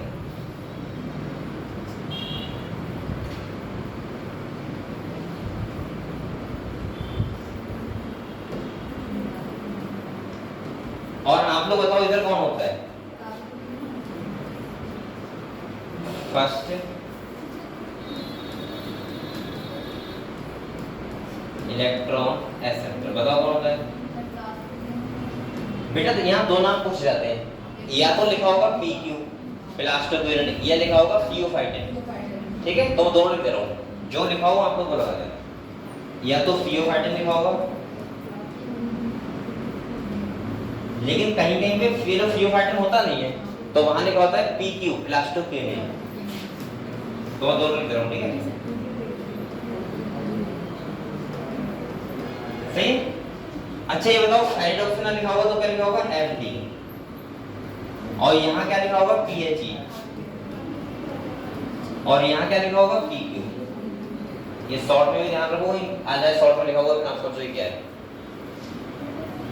अगले देखो बेटा, यहाँ पे फोर्थ डिफरेंस ये है साइक्लिक वाले में।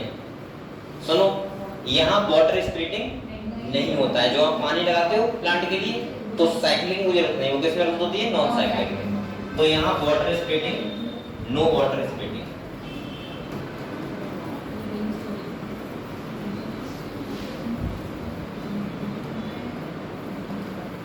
और यहाँ पे वाटर स्प्लिटिंग होती है, यानी कि यहाँ पे वाटर स्प्लिटिंग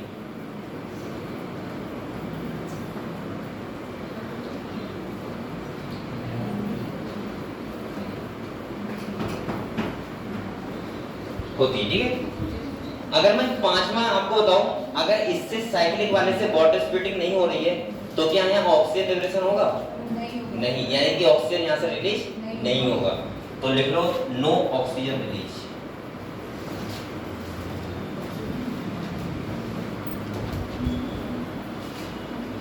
और यहाँ पे वाटर स्प्रेडिंग हो रही है, इसका मतलब यहाँ ऑक्सीजन रिलीज होगी। क्या बंद कर दो?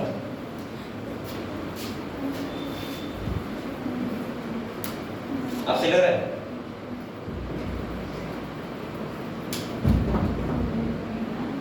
ईट खा गई यहाँ देखो, यहाँ पे ऑक्सीजन रिलीज होगी।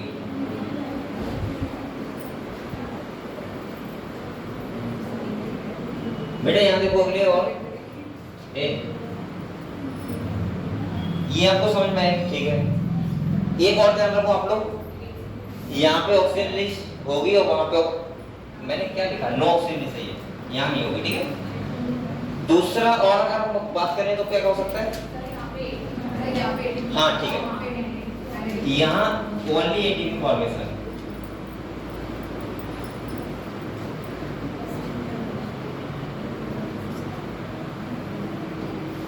और यहाँ पे both ATP and NADPH formation. अगर आपको इतने डिफरेंस पता है तो आपका लगभग नीटू क्वेश्चन साइक्लिक और नॉन साइक्लिक से तो नहीं होगा।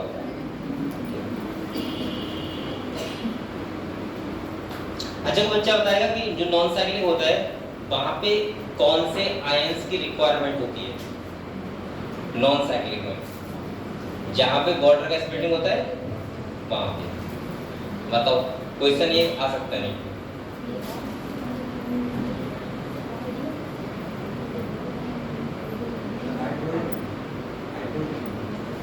बैठ जाओगे, वाटर स्प्लिटिंग होगी तो हाइड्रोजन तो बनेगा ही बनेगा, और एक्स्ट्रा कौन से आयंस की पड़ेगी?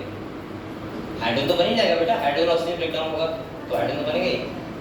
वो तो होती है, उसके अलावा वो तो मेन ही है।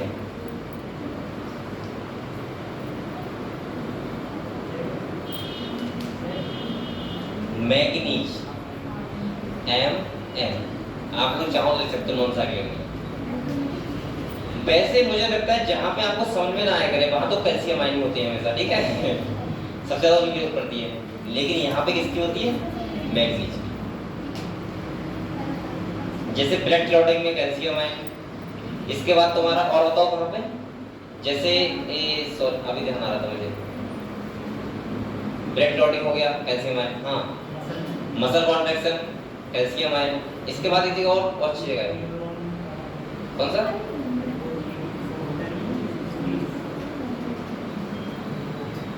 जो कॉम्पिटेंट होस्ट सेल बनाने के लिए कैल्शियम आयन, तो काफी जगह कैल्शियम आयन का होते हैं।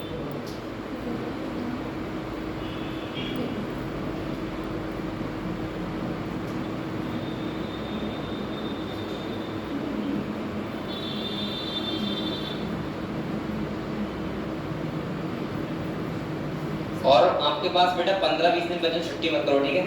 आप लोग मेहनत से पढ़ लो। मुझे पता है आप तो खूब मेहनत से पढ़ रहे हो घर पे, लेकिन यहाँ आने से मैं इसलिए कहता हूँ, मैं इसलिए नहीं कहता कि मेरी क्या तकलीफ है इसलिए आओ, दोनों क्लास में आओ, और दूसरा इसीलिए आओ इससे आपकी रेगुलरिटी बनी रहे, आपको अंदर से फील आए कि हम नीट तैयारी कर रहे हैं। वरना मुझे पता है कि तुम घर पे कितना पढ़ रहे होगे और कितना गहराई से चीज़ों को समझ रहे होगे। सही है, वो तो आपका रिलेटिव बता देगा, लेकिन मैं ये कहना चाह रहा हूँ कि कहीं ना कहीं आप लोग यहाँ आओगे तो आपके अंदर रेगुलरिटी रहती है। आप लोग बताओ, स्कूल के लिए टीचर्स क्यों कहते हैं स्कूल आओ? पता है आपको? वरना सरकार ऐसा कर दे कि आप एक फॉर्म भर दो रजिस्ट्रेशन ऑनलाइन, सरकार के लिए फीस कटा दो और घर पे बैठ के पढ़ते रहो। लेकिन स्कूल के लिए क्यों कहते हैं कि स्कूल जाना पड़ेगा, आपको एक स्कूल बनाया गया है। वरना इतना काम होता है, इतना तो सरकार खुद से कर सकती है कि भाई तुम्हारा रजिस्ट्रेशन हो गया, तुम कक्षा फर्स्ट में आ गए, सेकंड रजिस्ट्रेशन कराओ सेकंड में आ गए, जिससे आपके अंदर मैनर्स आए, थोड़े से आपको लगे कि हाँ पढ़ाई कर रहा हूँ। समझ रहे हो? स्कूल इसलिए बुलाया जाता है जिससे आपको पता लगे कि एक ड्रेस होती है जिसमें चाहे कोई भी बच्चा सही एक ड्रेस फॉलो करेगा। ऐसा नहीं कर सकते यहाँ एक बच्चा कोट पहन के आ रहा है और एक फटे हुए कपड़े पहन के आ रहा है। ड्रेस आपको पता है क्यों नहीं जाती है? ड्रेस ये पहचान नहीं होती, स्कूल की पहचान होती है। आपको कहते हैं स्कूल की पहचान ड्रेस नहीं, ड्रेस पता है क्यों नहीं जाती है? इसलिए अच्छा लगे नहीं, अच्छे तो आप ऐसे कपड़े पहनोगे तभी लगोगे। ड्रेस इसलिए बनाई जाती है इससे पता ना लगा पाए टीचर कोई कि ये बच्चा गरीब है या बच्चा अमीर है, क्योंकि ये जैसे कपड़े पहन के आएगा आपका बच्चा। ड्रेस इसलिए होती है। तो ये आप लोग समझा करो कि यहाँ पे मैं क्यों कहता हूँ कोचिंग आओ, इसलिए कहता हूँ कि जिससे आपके अंदर एक अंदर से फील आए कि हाँ हम वास्तव में तैयारी कर रहे हैं किसी नीट की। वरना 10 दिन करने के लिए ना सब समझ में आ जाएगा कि हम नीट तैयारी कर रहे हैं या फिर आईआईटी कर रहे हैं।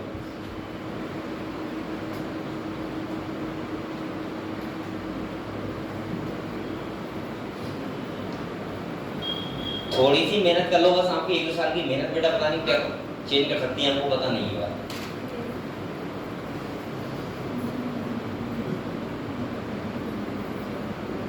कान में कह रहा है जो बता रहा हूँ वो समझो बात को। आपकी फादर की आपसे क्या एक्सपेक्टेशन है वो समझा करो आपको। लेकिन आप लोग ये समझने से ज्यादा पता है क्या सुनते हो कि ये क्या कह रहा है वो क्या कह रहा है ना।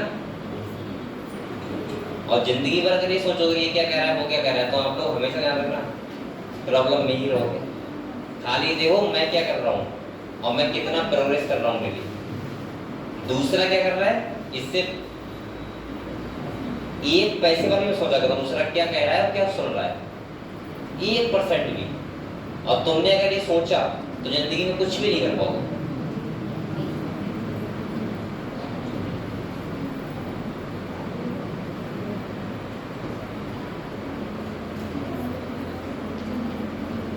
ये समझ के बताओ।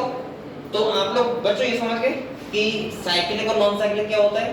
अब आप लोग बताओ, यहाँ पे मैंने आपको बताया कि यहाँ पे एटीपी फॉर्मेशन होता है और यहाँ पे क्या होता है एटीपी भी और एनएडीपीएस भी। आप लोग बताओ क्या यहाँ पे एनर्जी नहीं बनी? लेकिन इसके जो एटीपी होंगे वो इसकी ही डार्क रिएक्शन में क्या हो जाएंगे, खर्च हो जाएंगे। समझे बात को? इसीलिए मैं कहता हूं कि डार्क रिएक्शन होती है किसके ऊपर डिपेंडेंट, लाइट रिएक्शन के प्रोडक्ट के ऊपर। ये कभी मत कहना कि डार्क रिएक्शन अंधेरे में होती है या लाइट ना हो तब होती है, नहीं। हाँ ये बात ठीक है, जब लाइट रिएक्शन होगी तभी डार्क रिएक्शन होगी। इसका मतलब ये है कि जैसे आपने देखा कि स्टार्टिंग में लाइट हुई, एकदम से बादल आ गए बहुत तेज, अंधेरा हो गया, तो प्लांट क्या करेगा, डार्क रिएक्शन करना स्टार्ट कर देगा। लेकिन अब मान लो कहता है बिल्कुल लाइट ना निकली तो प्लांट ना तो लाइट रिएक्शन करेगा और ना ही डार्क रिएक्शन करेगा। समझ गए? ठीक है, चलो ये क्लियर हुआ आपको? तो हम लोग किताब में समझ लेते हैं क्या क्या होगा। कल मैं आपको कॉन्सेप्ट जो समझाऊंगा वो पता है कौन समझाऊंगा, C3 और C4 का। जहां हम लोग केल्विन और H एंड सेलेक्ट बाद में पढ़ेंगे और आपको वहां ये भी समझाऊंगा कि फोटो रेस्पिरेशन क्यों होता है और क्यों नहीं होता है। इसलिए क्या बहुत इंपॉर्टेंट क्लास है बच्चों। यहाँ बताओ आप लोग, देखो ये है तुम्हारा, ये कौन सा बना हुआ है बताओ? अगर आपको थोड़ा सा कॉमन सेंस हो बता दोगे, बताओ ये साइक्लिक है नॉन साइक्लिक? Non cyclic. क्यों?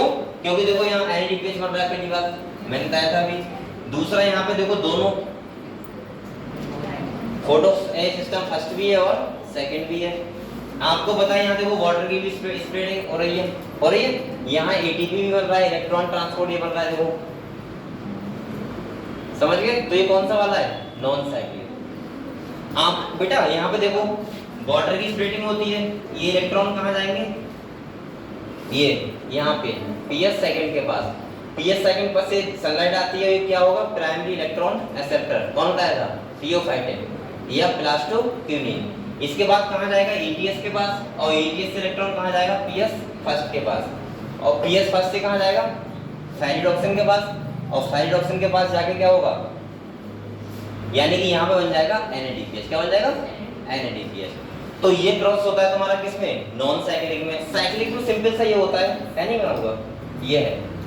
साइक्लिक में क्या होता है, देखो ये लाइट आई, क्लोरोफिल मॉलिक्यूल ने क्या किया, एब्जॉर्ब। ये कौन सा वाला है बताओ, पीएस फर्स्ट। कौन सा है, यहाँ पे कोई पीएस सेकंड दिख रहा है, नहीं। यहाँ पे आपको क्या वाटर स्प्लिटिंग दिख रहा है, नहीं। यहाँ पे आपको एनएडीपीएच बनता हुआ दिख रहा है, नहीं।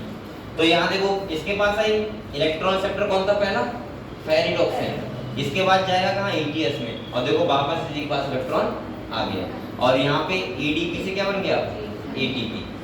अभी आप लोग एक चीज समझना, जो आप लोग ये लिखा हुआ है इलेक्ट्रॉन ट्रांसपोर्ट सिस्टम, आपको बच्चा बताएगा मुझे?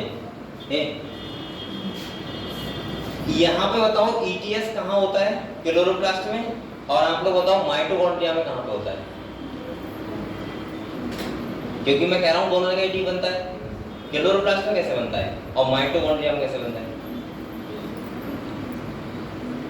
बताओ बेटा। माइटोकॉन्ड्रिया में आपको बताओ क्रिस्टी होते हैं, क्रिस्टी पेरोक्सिसोम F1F0 पार्टिकल, यानी कि माइटोकॉन्ड्रिया के इनर मेम्ब्रेन पे होता है ETS, जहां मैंने 5 कॉम्प्लेक्स लिखवाए थे आपको, complex first, complex second, complex third, complex fourth, complex 5, और मैंने कहा था F1F0 पार्टिकल होते हैं। ADP से ATP एंजाइम की प्रेजेंस में क्या बनता है? ATP। लेकिन क्लोरोप्लास्ट में आपको पता होगा थाइलेक्वाइड जो होता है, वहां पे जो ये चल रहा है तो इलेक्ट्रॉन ट्रांसपोर्ट तो हो रहा है, लेकिन यहाँ पे एक प्रोसेस पढ़ेंगे हम लोग कीमियो ऑस्मोटिक हाइपोथेसिस, और जहां पे मैं आपको समझाऊंगा कि ATP कैसे बनते हैं।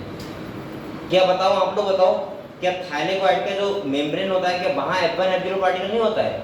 होता है ना, होता है ना। हम लोग हाइड्रोजन आयन स्टोर वहां कहाँ करते हैं? माइटोकॉन्ड्रिया के इनर मेम्ब्रेन के स्पेस में, और थाइलेक्वाइड में यहाँ क्या करते हैं क्लोरोप्लास्ट में? थाइलेक्वाइड के ल्यूमेन में।